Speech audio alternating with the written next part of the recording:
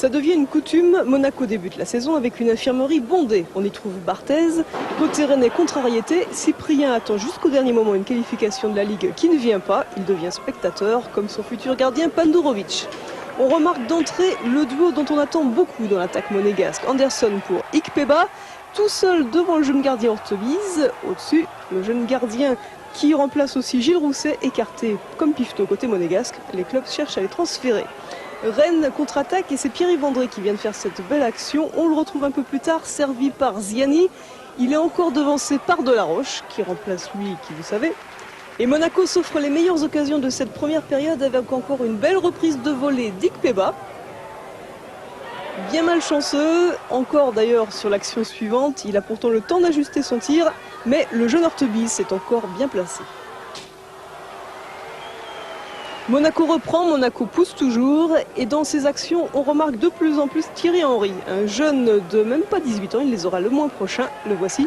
Il va bien servir Anderson qui touche le poteau. Monaco domine avec pas mal de gâchis à la finition et la surprise vient de Rennes. Une faute du jeune Henry sur Laurent Huard, Monsieur Sars donne un pénalty à Rennes. Et l'international suisse Marco Grassi s'élance.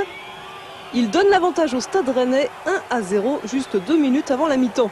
De désagréables fantômes planent sur le Stade Louis II, ceux des Messins qui avaient gagné ici la saison dernière lors du premier match. D'autant plus qu'à la reprise, les Monégasques tremblent encore sur cette frappe de François Denis. Monaco profite pourtant enfin de ses fortes individualités. Beau tir de Chiffaut et 5 minutes plus tard, Benarbia, l'ancien joueur de Martigues, réussit à se défaire de 2 défenseurs rennais. Il réussit tout aussi bien à centrer sur Anderson qui lui tire à bout portant sur la cage de Rennes. 1-1, Monaco revient dans la course. 3 minutes plus tard, faute de Denis dans la surface rennaise et pénalty pour Monaco. On le confie à Sonny Anderson et le Brésilien réussit son tir. 2-1 pour les Monégasques. Ils sont soulagés et cela leur permet de poursuivre la rencontre bien plus décontractée. Ikpeba récupère une balle chaude. 2 petits gris-gris et c'est Thierry Henry qui l'épaule sans succès. Rennes est mené et il va en plus compter une bonne déconvenue. Brian Johnson va se faire expulser pour accumulation de cartons jaunes. Et Monaco va profiter du surnombre. On retrouve Benarbia. Toujours aussi bien inspiré, il est entré en jeu. Ikpeba à la réception, puis finalement Anderson. Une balle contrée dans un premier temps et elle finit au-dessus du but. Enfin, dernière minute de jeu, ultime assaut. Bien inspiré toujours par Benarbia, Vieux à l'arrivée et finalement Ikpeba qui reprend. Monaco gagne 3-1 et respire.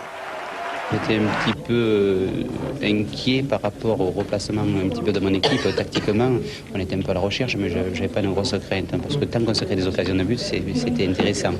Alors je sais que j'ai un potentiel offensif très important, surtout avec un Sonny qui est par moments extraordinaire. Moi, je n'étais pas du tout inquiet. Vous savez que vos joueurs avaient le syndrome de l'année dernière. Oui, c'est normal, ça s'est senti psychologiquement à la mi-temps, on a essayé de remettre ça.